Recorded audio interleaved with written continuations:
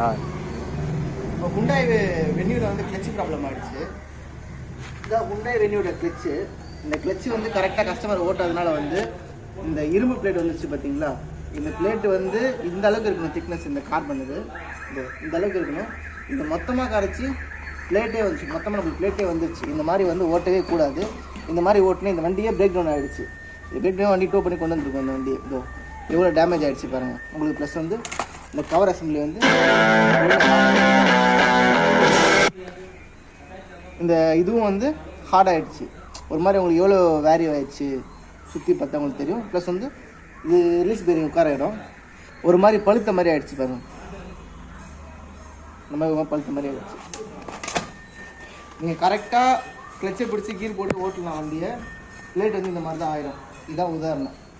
கரெக்டாக ஓட்டுங்க, சேஃபாக ஓட்டுங்க. தேங்க்ஸ்.